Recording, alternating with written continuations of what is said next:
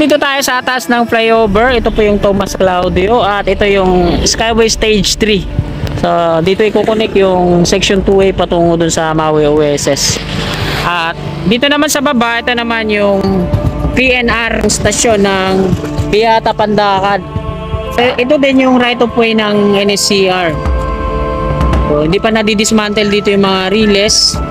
Tapos eto, wala pang progress dito sa part na to. Wala pang fencing na ginagawa. Sinimulan ko to, walang naniniwala sa paligid ko.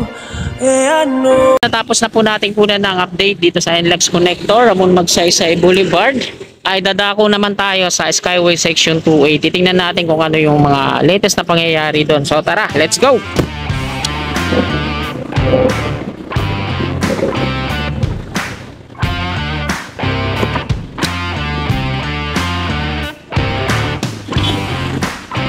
So dahil Sabado ngayon, yan, medyo light to moderate lang yung dami ng mga sasakyan dito sa Ramon Magsaysay. Ganon din dito sa Old Santa Mesa Street. Makita natin na pakunti lang yung mga jeepney na bumibiyahe ngayon. Yan, nandito na tayo sa Old Santa Mesa Street. So, shout out sa mga kababayan natin na patungo na ngayon sa kanilang mga trabaho, no? So, medyo maayos naman ngayon yung transportasyon kasi ganong matraffic. So, mabilis kayong makakarating sa kung saan kayo nagtatrabaho. Mga kababayan natin dyan sa abroad, mga OFW, no? Shout out po sa inyo at magandang umaga. Sa mga kako-vlogger ko na nag-update dito, no? Gamutan Vloggers, yan, shout out sa inyo. At kay Balls TV, yan, shout out din sa inyo.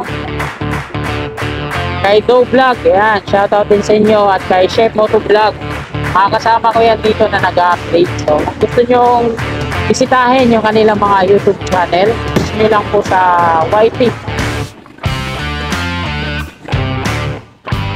Dito na po tayo sa Paco Santa Mesa Road at kakanan na po tayo dito. Hanggang dito po yung off-ramp na gagawin ng Dumduma. So ang nag-drill po dito ay power. So, yung mga barracks nila sa bandang gitna. So, hindi pa sila makapag-drill ng dire-diretso dahil nga po sa hindi pa nila naayos yung kanilang permit.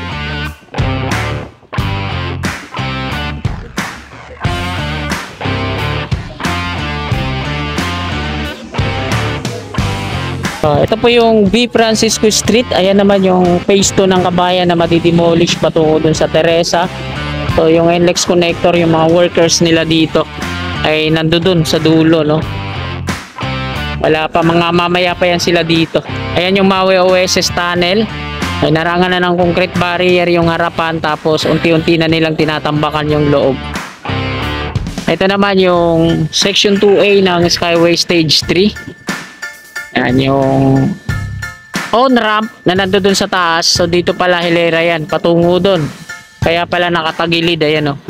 Tapos yung off-ramp naman galing south na patungo dito sa Ramon Magsaysay Boulevard at dito sa baba dadaan. So ito yun, dito sa gitna, patungo doon.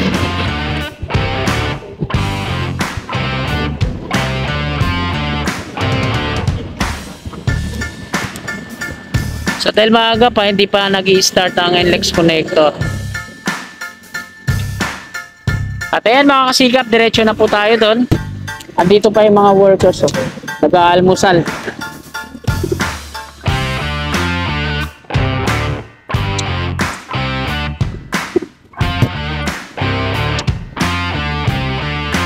Ito yung Maui OSS tunnel. Ayan yung NLEX Connector. Mayroon na rin sila mga rebar cage dito, no? Dito sa part na to sa kanan, nagbaon na sila ng rebar cage dyan. Ayan, no? Kaso hindi pa nila napapatungan, karagdagan na yung makikita na natin dito sa taas. pero meron na yung pundasyon. Ito naman yung Dumduma Construction, Section 2A ng Skyway Stage 3. So, dito na yung iba nilang mga workers. Alas 7, mag-start na po sila.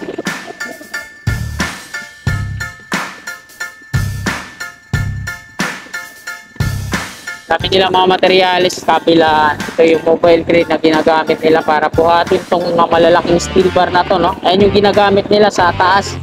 Pangalawang deck para sa coping beam, rebar cage.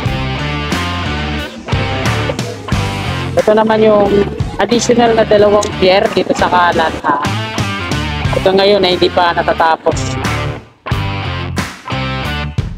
Tatapusin muna nila to bago sila mag-drill dito naman sa kaliwa. Ayan, may mga markings na yan. Kulay blue na yan.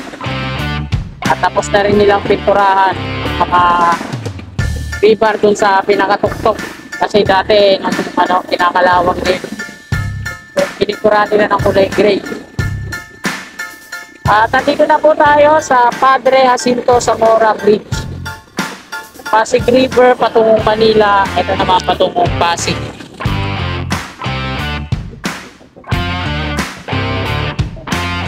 So, nung nakaraang update natin, dumiretso tayo doon, dito tayo sa baba dumaan. So, one way na pala doon sa unahan, no? Nakasarado na. Parang ang nagsarado po ay NSCR. Doon sa may Pandakan Station. Dito na tayo dadaan sa taas para sure full, no?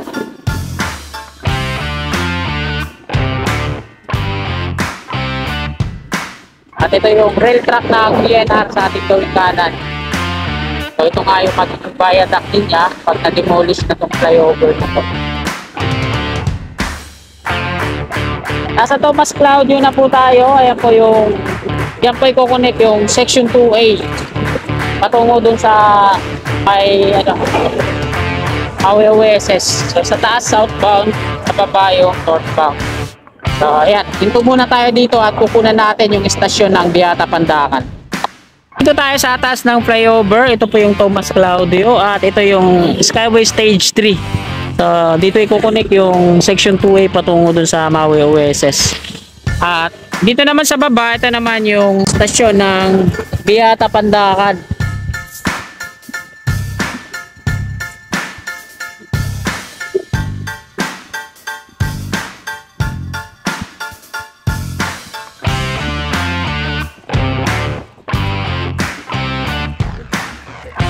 At ito din yung right of way ng NSCR. So, hindi pa nadidismantle dito yung mga relays. Tapos, ito, wala pang progress dito sa part na to. Wala pang fencing na ginagawa, pagbabakod. So, ayan pa lang.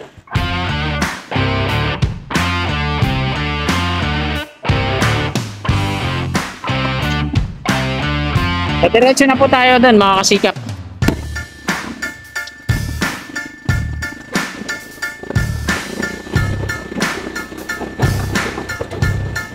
Kapag nagkaroon pala ng bunga tong mga buko dito, ay madaming bunga nga, oh. Pipitasin lang pala dito sa taas, aabutin.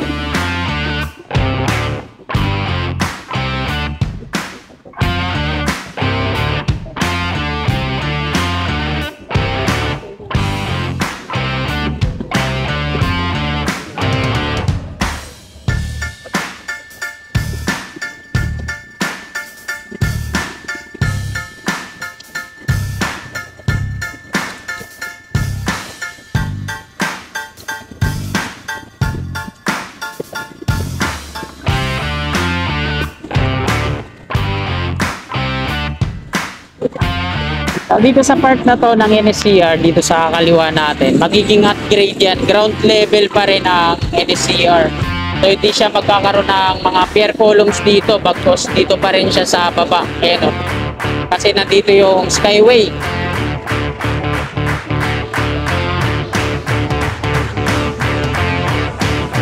Tapos pagdating naman doon sa may Paco Station, pakyat na siya. Ito po yan sa kaliwa natin, yung NSCR. So itong flyover na yan, madidemolish din yan. Kaparehas dun sa kapila.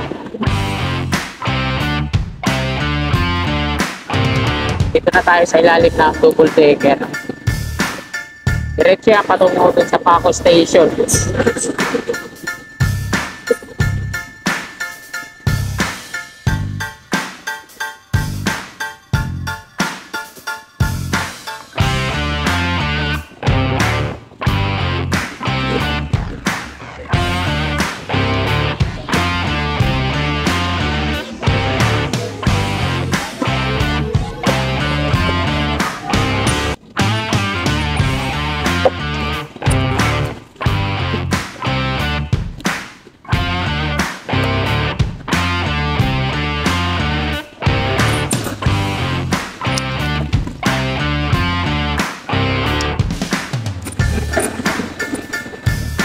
At ayan mga kasigap, nandito na po tayo sa may Plaza Azul. Ito po yung paligid niya.